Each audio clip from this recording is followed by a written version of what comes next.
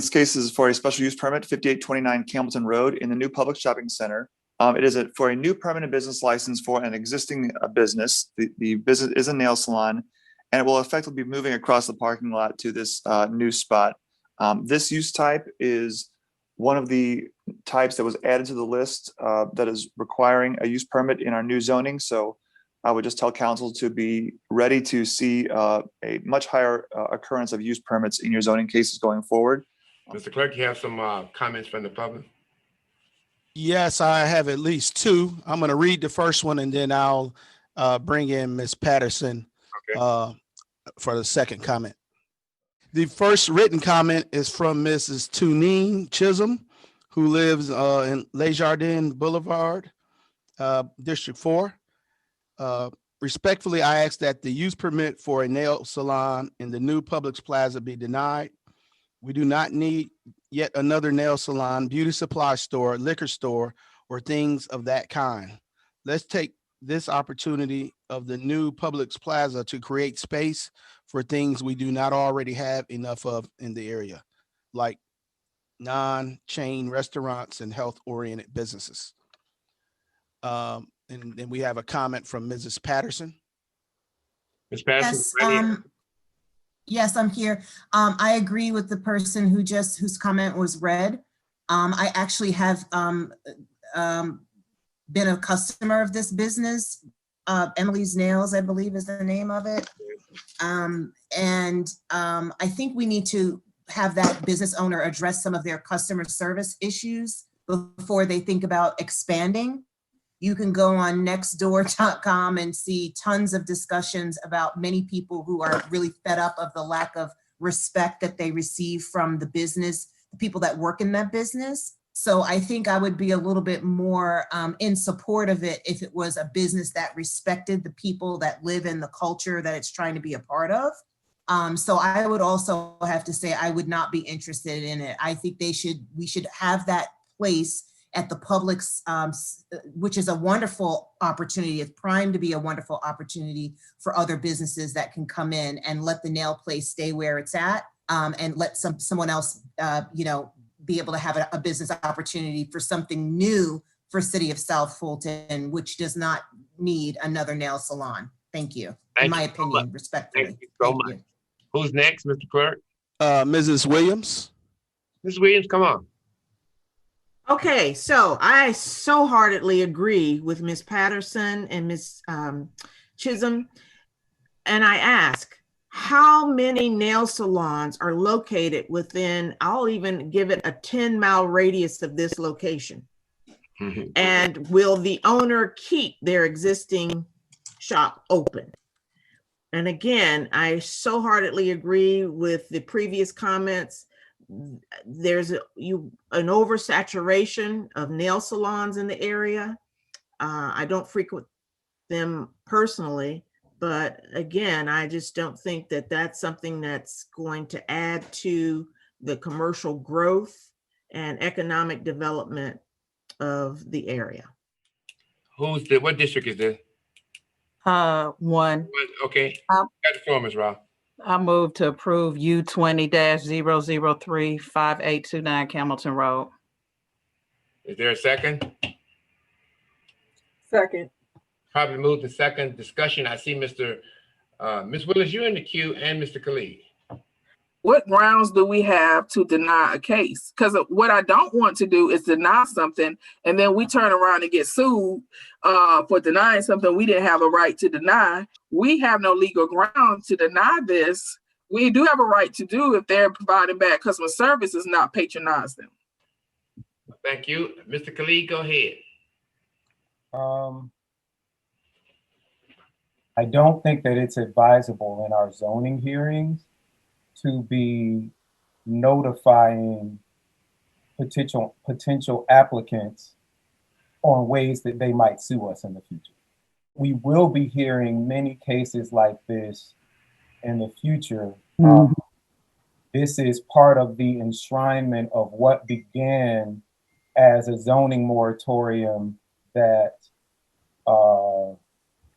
I wrote with the help of our CDRA director, Shayla Reed, to limit like uses. The question I want to ask is about that. So there is a legal ground that we have to limit new businesses that are of similar or like uses to other businesses where we have an oversaturation of those businesses. You're right.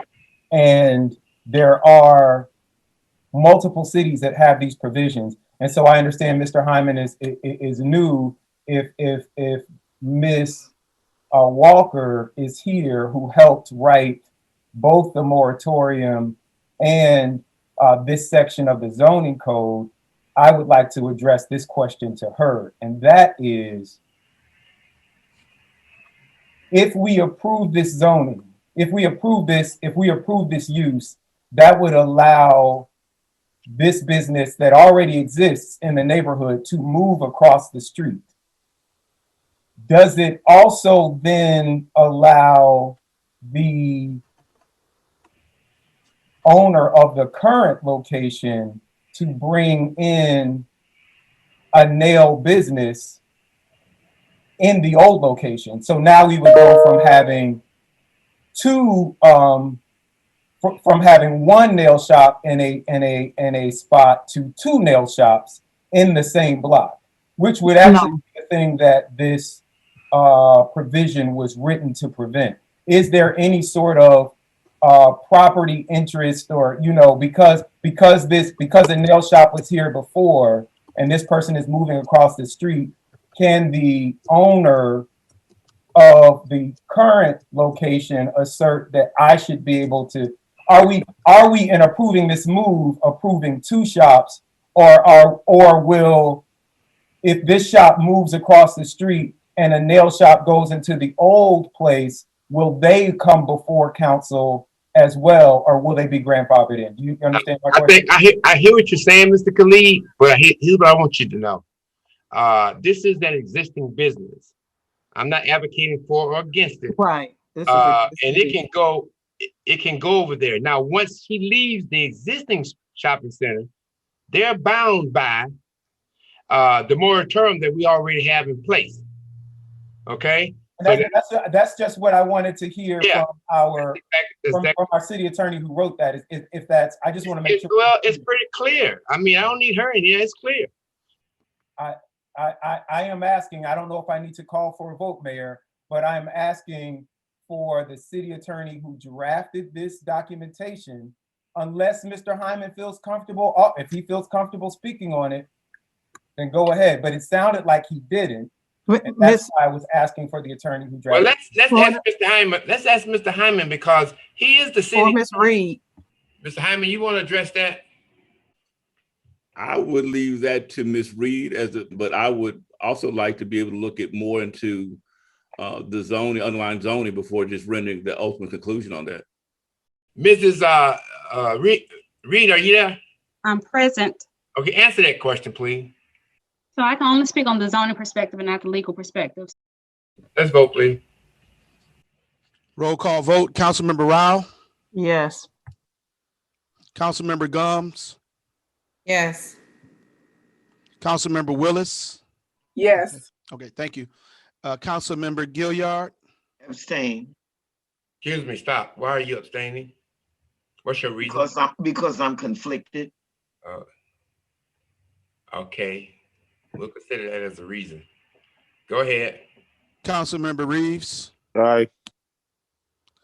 Councilmember Khalid, I am also abstaining. Your reason? I did not get a sufficient legal answer to my question. Okay.